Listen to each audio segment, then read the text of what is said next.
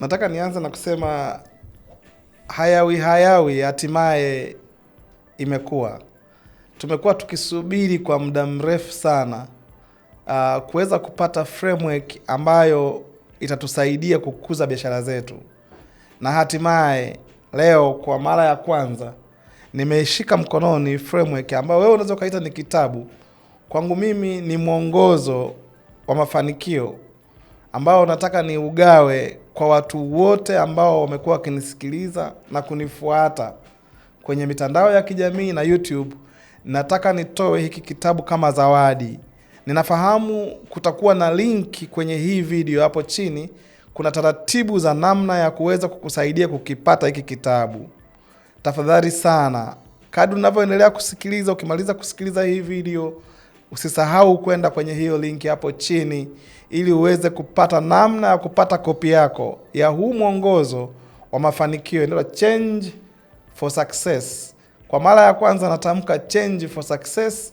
Ni kitabu kweli kabisa chenye mabadiliko tija ambayo yatakusaidia kuweza kufanikisha mambo yako yote unayoyafanya. Wewe mfanya biashara, wewe ambaye ni manager, wewe ambaye unajitafuta namna ya kuanza, hiki kitabu usikose hii kopi ya Change for Success, kwa sababu imebeba siri za mafanikio ambazo umekuwa ukizitafuta na usizipate. Ni zaidi ya degree zingine ambazo utakuwa nazo. Inakuongezea, hii ni zaidi hata ya mgodi wa dhahabu, kwa sababu kutokea huku na kuhakikishia utapata vitu vizuri sana sana.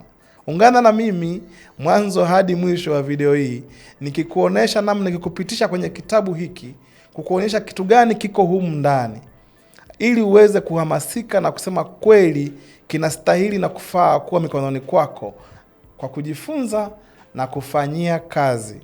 Karibu uwe na sisi mwanzo hadi mwisho.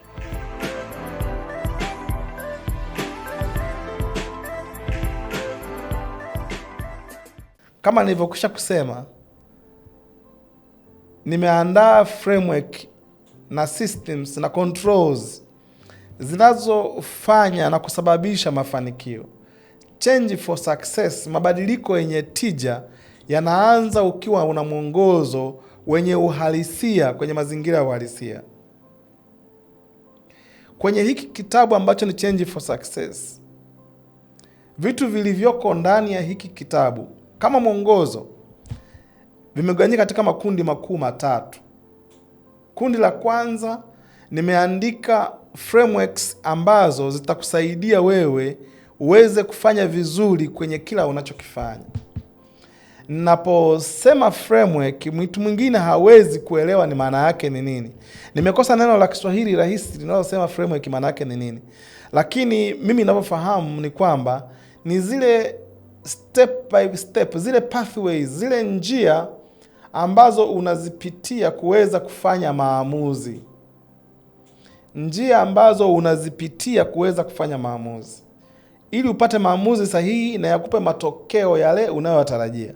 Sasa watu wengi sana tumekuwa tukifanya biashara au kazi au kuanzisha miradi bila kuwa na njia sahihi za kutusaidia kufanya maamuzi. Kwenye kitabu hiki utaenda kuzikuta hizo njia. Watu wengi sana wamekuwa wanapata shida kwa sababu ya kutumia guesswork. Yaani anabahatisha maamuzi yake. Ukimuuliza kwa nini umeamua ulivyoamua, anasema nimeamua tu. Lakini hana hatua, njia ambazo amezipitia kufikia kwenye maamuzi ambayo yatampa matokeo yale anayoyataka. Sasa kwenye hiki kitabu kuna frameworks nimeziweka huku, series za framework ambazo zimenisaidia mimi kuweza kufanikisha biashara, kuweza kufanya kazi biashara kukua kutoka Tanzania na kwenda nje ya nchi. Framework ninayoitumia, ule muundo ninaoutumia, nikisema framework ninaongelea kama niseme mapishi. Ni recipe, ni kama mapishi fulani hivi. Ndio naongelea framework inayokusaidia kuweza kufanya maamuzi. Kwamba nataka kupika pilau. Hiyo ni aina ya mapishi unayotaka kupika. Kwa hiyo inakusaidia kufanya maamuzi aina gani ya ingredient, vile viungo uweze kununua ili mwisho wa siku itokee pilau. Kwa hiyo kama framework yako nataka kupika wali wa kawaida, ni framework tofauti na mtu anayetaka kupika wali pilau, na mtu anayetaka kupika aina nyingine ya chakula kama ugali. Kila aina ya kitu unachotaka kufanya, achana na vyakula hivi ninavyoviongelea, kuna framework yake. Sasa nimeiweka kwenye hiki kitabu ili iweze kukusaidia wewe kuweza kujua hatua kwa hatua za kuchukua ili uweze kufanya maamuzi sahihi na ikupe matokeo sahihi, uachane na guesswork. Kuna mtu ambaye mimi na consult watu wengi sana. Kwa hiyo unakuta mtu anakufuata anasema, mkuu, nataka kuanzisha genge la kuuza mboga mtaani kwangu. Unamuuliza ni kitu gani kimekusababisha ufanyie hayo maamuzi? Umepitia mchakato gani, njia gani kufikia kufanya hayo maamuzi? Atasema nimeona tu watu wengi sana ambao naongea nao wanakuwa wanahitaji mboga na hapa kwetu hamna mtu anayeuza.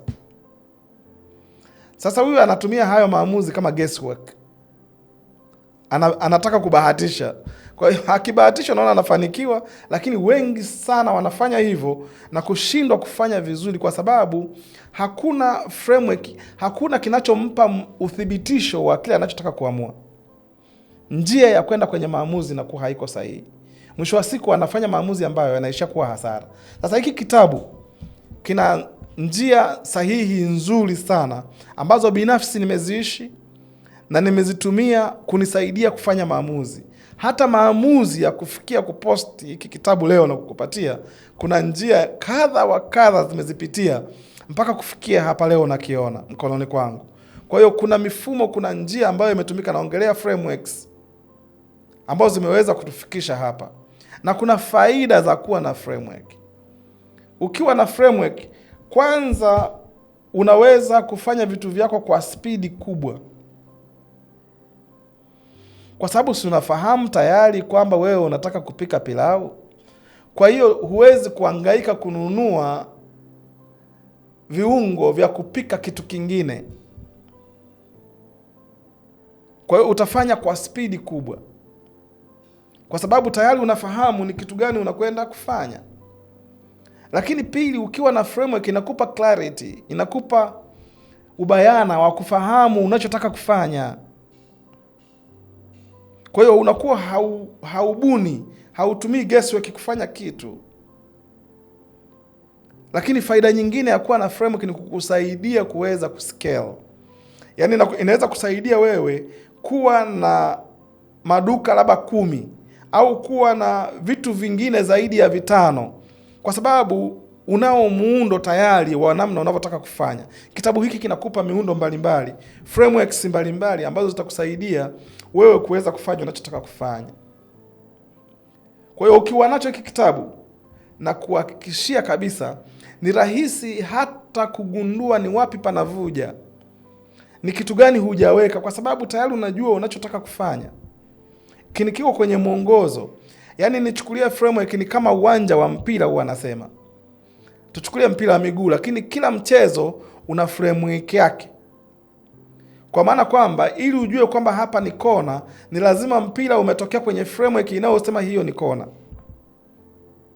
Ili ujue kwamba hapa hili kosa linastahili kupewa adhabu ya penalty, framework ya ule uwanja ndio itakayofanya maamuzi kwamba pale kosa lilipofanyikia kulingana na muundo wa uwanja na framework ya uwanja, hapo kosa lilipofanyikia ni penalty. Sasa kuna watu mnafanya biashara, hamjui penalty iko wapi, hamjui kona ni wapi, haujui hapo mpira uliotoka urushe nani, yani haujui kutosha, kwa sababu hauna framework inayokuongoza kwamba hapa ni penalty, hapa ndani ya 18, hapo ni kona, hapo ni nje tu kawaida ni wakurushwa, hapo ni adhabu ya aina gani tolewe. Haufahamu kwa sababu hauna framework inayokuongoza kufanya maamuzi hayo. Mwisho wa siku unakuwa unafanya guesswork, yani unabahatisha. Na biashara, ndugu zangu, sio bahati nasibu. Biashara ina miongozo yake kama ilivyo michezo mingine, kama vitu vingine unavyofanya vikiwa vina mwongozo, na biashara zina mwongozo wake. Sasa hiki kitabu ni tajiri sana kukupatia mabadiliko tija kwenye mifumo, kwenye framework kunaongelea. Kwa hiyo framework nimesema ni kama recipe, ni kama mapishi fulani hivi ambayo aina ya mapishi unayotaka kupika, ndio yanayokuongoza ununue ingredient gani, au aina ya mchezo unaotaka kuongoza. Kwa mfano framework nyingine kwenye mpira wa miguu unaweza nasema ni 4-4-3 au 4-2-4-4. Yaani ni framework ambayo kocha anaamua kuitumia ili uchezwe mpira leo. Kwa hiyo kuna framework lazima zitumike. Akiacha kutumia framework, akasema labda aweke katikati, aweke watu wakati wazuri, midfielders wazuri, anaweza mchezo ule akashindwa. Kwa kuangalia opponent, anavyomwangalia adui mpinzani wake kwenye game, anaamua kwamba atumie framework gani aweze kufanya vizuri. Sasa ukisoma hiki kitabu kitakupatia framework mbalimbali za mafanikio kwenye biashara. Sio tu biashara, kwenye mambo yako yote unayoyafanya utapata framework nzuri sana. Usisite kupata hii copy, itakupa hizo framework ambazo nazisema. Hiyo ni sehemu ya kwanza ambayo iko kwenye hiki kitabu. Sehemu ya pili iliyopo kwenye hiki kitabu ni systems. Mifumo. Unajua tunapoongelea system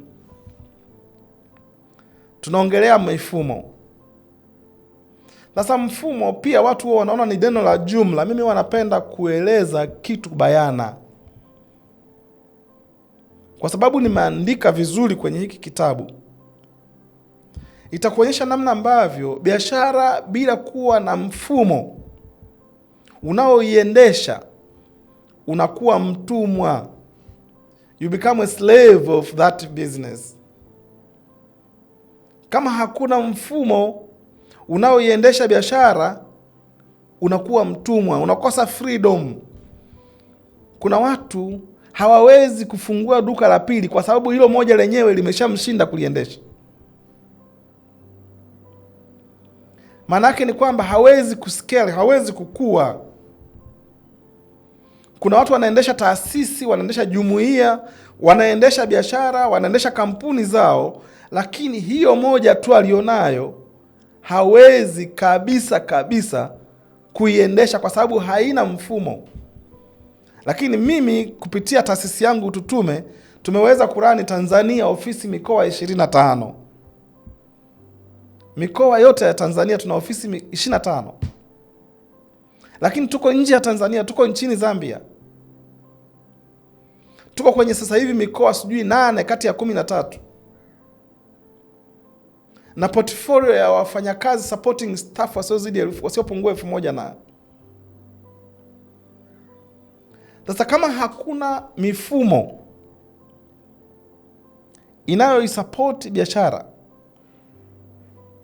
hata muda wa kurekodi hizi content nisingeupata. Lakini kwa sababu ya kuwa na mfumo mzuri, imetuwekea freedom. Kitabu hiki kinachanganua mifumo mizuri ambayo itakusaidia kuwa na uhuru wa biashara yako, wa kazi yako, wa unachokifanya chochote. Hata kama wewe ni manager, unataka kuona namna ambavyo watu wako wa chini utawaongoza, tafuta copy ya hiki kitabu. Na wakishieni kutakuwa na link hapo chini, itakuwa kuwa na majibu kupata kitabu hiki. Kwa hiyo ni lazima uwe na system. Tunapoongelea system, maana yake ni kwamba tunaongelea zile hatua kwa hatua za kufanya jambo. Kama haitoshi, tunaongelea watu watakaohusika kufanya jambo lile, na tunaongelea tools, vifaa vinavyotakikana kuweza kufanya lile jambo. Hivi vitu vitatu ukiongeza labda na measurements, vipimo vinavyotakiwa, ndio vinavyotengeneza kitu kinaitwa mfumo. Hatua kwa hatua zinazotakiwa kufanya jambo fulani, watu sahihi na madhubuti wenye uweledi wa kufanya jambo hilo, vifaa vinavyotakiwa. ili kuweza kufanikisha hilo jambo. So systems ni steps unazotakiwa kuchukua ili kufanya jambo lako, watu ambao wanahusika na vifaa vinavyohusika. Hivi ndo vinavyotengeneza system na kukupa matokeo yanayoweza kufanyika automatically, alafu na consistently. Yani huwezi kuwa na mfumo alafu hauwezi kupata neno automatic na consistency. Yani mfumo unakusaidia kuwe na mchakato wa namna ya kufanya, watu watakaohusika na vifaa vitakavyohusika kuweza kulifanya jambo lako litokee na vifanyike vitu kwa automation. Yani kwa maana kwamba inakupatia uhuru, vitu vinatembea vyenyewe. Lakini vinatembea hivyo hivyo leo, kesho kutwa, na hata baada ya kesho kutwa, na hata milele. System inasaidia automation na consistency. Sasa ukiwa una biashara ambayo hauwezi kuumwa, ukiumwa na yenyewe naumwa, ukisafiri na biashara inasafiri, hiki kitabu kinakuhusu. Tafuta kopi ya hiki kitabu ikuonyeshe namna ya kujenga mifumo, maana ya watu sahihi wa kufanya nao kazi, wateja sahihi wa kuwauzia, vitu tools maalum za kuziweka ili zikupatie automation na consistency outcome. Vinginevyo utaendelea kuwa hivyo ulivyo. Ukisafiri biashara inasafiri, ukiumwa biashara inaumwa, ukipata msiba na biashara inafiwa. Haiwezekani. Lakini ukipata mifumo ambayo nimeiweka kwenye kitabu hiki, nimeelezea, na practice, ukaifanyia kazi, biashara yako inabadilika kuwa taasisi ambayo inajiendesha, sio kuwa na madhara ya kufiwa, kuumwa au kuuguliwa au kufanya chochote. Unaweza kuwa umelaza wagonjwa, umefanya kila kitu na biashara inaendelea. Na ndivyo tunavyofanya sisi. Lakini pili, inasaidia biashara kukua sana. Kama biashara ambao wewe hata ukiumwa biashara inaendelea, maana yake ni kwamba performance ya biashara inakuwa kubwa.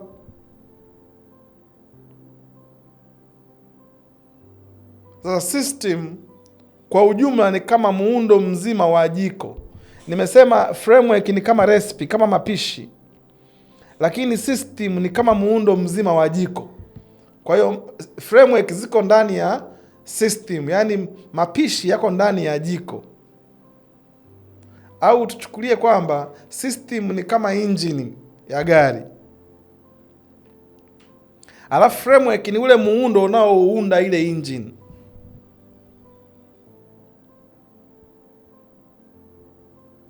Alafu tutaona na kitu cha tatu kinachofuata, nitakwambia hapo baadaye kidogo, ambacho kipo kwenye hiki kitabu. Haya nayo kueleza sio niliyoyaandika huku, ni muundo wa hiki kitabu. Utaona sasa, kitakufungulia wazi wazi aina gani ya system ya apply kwenye biashara gani. Ni aina gani ya system ya apply unapotaka kukuza biashara yako. Majibu yapo kwenye hiki kitabu. Mimi hapa naongea jumla, lakini nataka upate hii copy ili kufungulie biashara, kufungulie uhuru wa kutokuwa mtumwa wa biashara yako. Uwe na uwezo wa kuautomate matendo kwenye biashara yako. Uwe na watu ambao wanaweza kurani biashara yako. Uwe na uwezo wa kuwa na vifaa, tools sahihi ambazo zinatakiwa kufanya automation, ili upate uhuru wa kibiashara. Hatutaki kuendelea kuwa watumwa. Biashara ukifa na yenyewe nakufa, ukiumwa na yenyewe naumwa, ukienda wapi na yenyewe naenda huko huko. Unafunga biashara yako kwa sababu tu haujajua namna ya kutengeneza mifumo. Hapana. Ndio maana nimeamua kuandika hiki kitabu nikiwa na malengo ya kuwafikia Watanzania wote ambao wanataka kufanya vizuri kwenye biashara zao. Na hii ni blueprint, ni mwongozo, sio tu kitabu, ni guide, ni mwongozo wa namna ya kujenga biashara yako. Na kuhakikishia hautajuta ukipata hii nakala mikononi kwako na ukaisoma. Ukiona haijakusaidia, kama umelipa fedha, utufuate tukurudishie hela yako. Hii nakugaranti kabisa. na uchukue hii part ya clip unirushie siku nataka kudai fedha yako, kwamba huyu ulikuwa ni wewe ulisema hivi. Kwa sababu na hakika nilichokiweka hapa, kila aliyesoma, aliyofanya review, kila mmoja, na mtaona testimonials mbalimbali za watu ambao wamekipitia, zinawaambia kweli kabisa hii ni blueprint, inatengeneza mifumo inayokupatia uhuru kwenye biashara yako. Kwa sababu ukiwa na mifumo ya mauzo, una mifumo ya operations, una mifumo ya delivery, namna unavyo deliver mizigo yako kwa wateja wako, una mifumo ya kifedha, una financial systems, una mifumo yote ya namna ambavyo unajenga watu wako, mifumo ambayo inakusaidia wewe kujenga staffing wako. Ukiwa na mifumo yote hii ya staff management, na kuhakikishia hauwezi kuwa mtumwa tena wa biashara yako. Automate biashara, alafu inakupa consistency outcome, matokeo yale yale kwenye vitu 5, 10, 20 unavyovifanya. Hata uwe na ofisi 100, zote zinakuwa matokeo yale yale. Na mnafahamu kuna brandi kubwa tunaziona hapa zinatumia systems. Ziko zingine za Ufaransa, zingine za Marekani, zingine za Ulaya. Kwa nini zisitokee za Afrika? Ndio maana Tutume sisi tunaitwa Tutume Worldwide. Tunataka tupeleke hii mifumo yetu ambayo nimeitengeneza hapa kwenye local context, iende dunia nzima, na tayari tumeshaanza kutoka nje ya Tanzania, tunakwenda nchi zingine kwa sababu ya kupeleka namna tunachokifanya. Sasa hii ni thamani kubwa sana kwenye kitabu. Ni thamani zaidi ya hela ambayo utauziwa, kwa sababu huwezi kupata hiki kitu popote chenye mazingira ya kinyumbani. Utapata vitabu vya biashara vyote vimetoka Marekani, vimetoka wapi, ukija kuviweka kwenye mazingira yako havifanye kazi. Hiki kitabu jamani kimeandikwa na Mtanzania, mimi hapa, na kina mazingira ya Kitanzania na kina mifumo inayofanya kazi Tanzania kwenye maeneo yote ya kibiashara. Kwa usikose nakala yako. Ukiwa na hiki kitabu utaona namna ambavyo utakuza biashara yako, kwa sababu utapata automation. Utaona ambavyo utapata uhuru, lakini zaidi ya yote faida itaongezeka, kwa sababu kutakuwa na less errors, yani hakutakuwa na mkatiko au madhaifu kwenye biashara yako. Umeshakosea sana. Sasa sio muda tena wa kuendelea kukosea, kwa sababu nimekuwekea hapa kama guide. Tunafahamu, tunaambia wao Watanzania wapendi kusoma vitabu na nini. Hiki sio kitabu. Huu ni mwongozo wa mafanikio yako. Kwa hiyo usije ukasoma hiki kitabu kama kitabu. Soma kama mwongozo wa mafanikio yako. Unachotaka kuuliza swali, soma hapa, alafu baadaye ukipata muda nitaweka na nafasi ya kunitafuta physically au virtually, tunaongea na kuelekeza na unaelewa na utakifanyia kazi.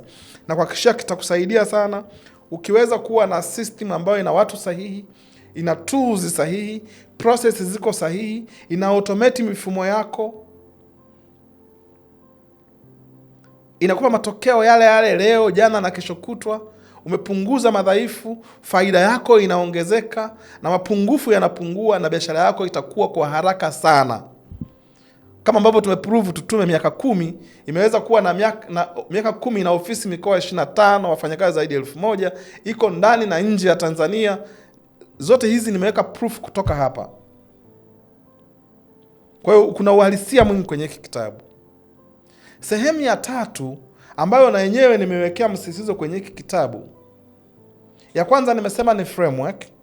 Ya pili nimesema kwenye kitabu hapa kuna systems, mifumo inayoongoza namna nzuri ya kuautomate na kupata majibu consistently, kuacha kuwa mtumwa wa biashara yako.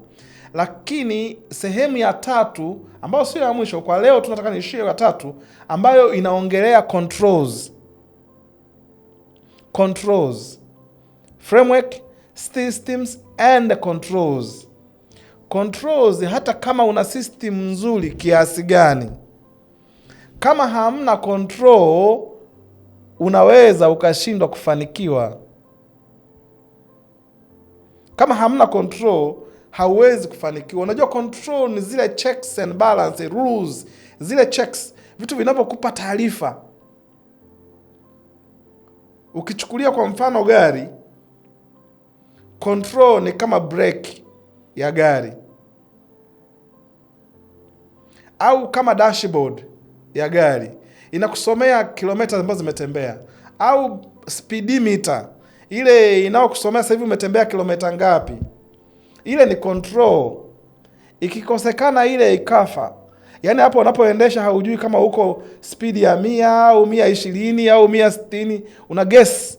Kuna watu wengi sana wako kwenye biashara yao, they don't know the speed they are running their business with, kwa sababu the speedometer is dead. Yaani hawana controls zinazozuia speed ya biashara, au zinazo control kwamba hapa natakiwa ni pamenyooka, natakiwa niende 120. Ni sehemu ya kwenda 120 speed, yeye yuko kwenye 10 per kilometer per hour.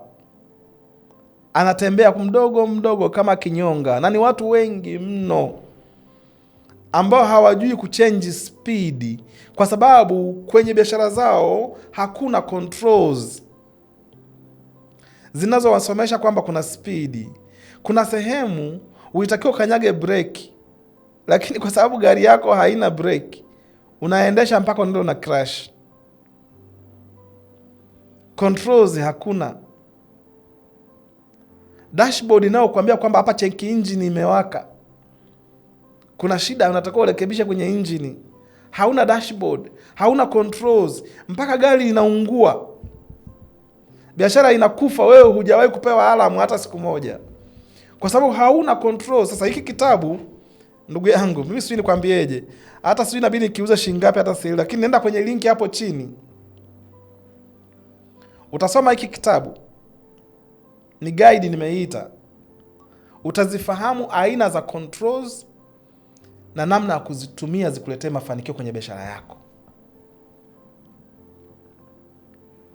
Biashara bila controls, hata kama una proper systems, hata kama una framework, yani ni sawasawa na mechi bila refa. Yani ambaye hawezi kupuliza hapo mkanyaga menzio wao nini, yani hakuna kocha wala refa, mechi mnacheza tu. Ndio kuna framework, uwanja upo, ndio kuna systems zinasema upige huku, utoke huku, ufanye hivi, lakini hakuna controls. Hamna anaye control mechi. Hamna match commissioner, hamna linesman. Sio itakuwa ni mchezo gani huo? Yani I don't know. Sasa there are so many businesses without referees. Mnajifanyia tu, yani mnacheza tu mnavyotaka, hata umefanya offside au don't know, because no controls. Unaishia kuibiwa tu. Unamleta mtu, unataka eti awe mwaminifu. Controls ndio huwa zinasababisha mtu anakuwa mwaminifu.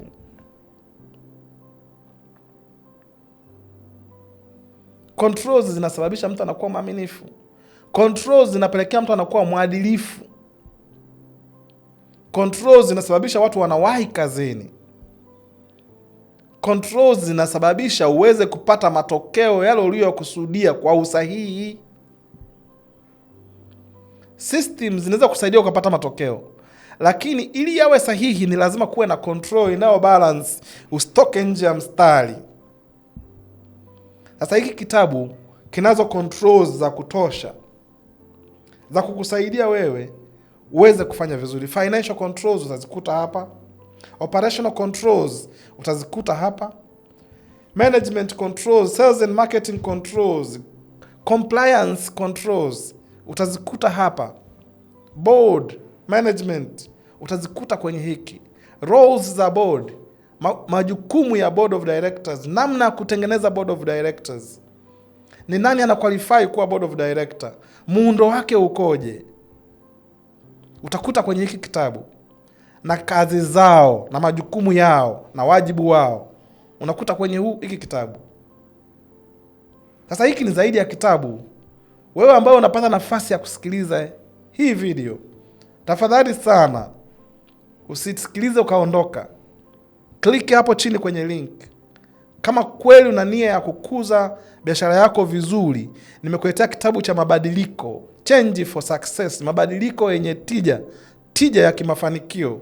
Hiki kitabu kitakusababishia wewe ufanikiwe yale yote ambayo umeshindwa kufanikiwa miaka yote tangu umeanza. Haijalishi hauna mtaji, hauna connections, hiki kitabu kinakupa majibu mengi sana. Na kuhakikishia kabisa ukipata kopi yako hii, utaweza kutengeneza vitu ambavyo vinakusababisha uweze kufaulu. Sasa unaposema framework inaanza nayo ni what to do. Nini cha kufanya? Systems zinakwambia how to do it, namna ya kufanya, na controls zinakuja namna ya kufanya iwe sahihi. Kwa hiyo hayo ndo yamekuwa ni changamoto makubwa sana kwenye biashara, kwa sababu watu wanataka tu wawe technical. Watu ni IT anafahamu technical, yeye ni IT. Ni mtu wa procurement anafahamu technical, yeye ni mtu wa procurement. Ni mtu wa aina fulani anafahamu technical things, sio shida. Lakini ile soft skill ya namna ya kuendesha biashara imekuwa ni shida kubwa sana. Ndiyo maana jibu la matatizo hayo yote jamani, grab your copy, na copy ziko chache sana. Kwa hiyo hakikisha unapata copy yako ya hiki kitabu. Maisha ya matatizo yako ya kibiashara yaliyo mengi sana yatakuwa yamepungua. Badala ya mimi kumfikia mtu mmoja mmoja, nitamfikia kwa namna ambavyo utaikimbilia na kuipata copy ya hii guide. Hii guide ni nzuri, ina sifa, ina qualification, na imepitiwa na watu na imethibitishwa kabisa kwamba itakusaidia. Hata wewe unayetaka kununua hii copy, isipokusaidia nirudishie, na kurudishia hela yako. Asante kwa kunisikiliza. Karibu tena wakati mwingine ukiwa umeshapata hii copy mkononi kwako. Asante sana.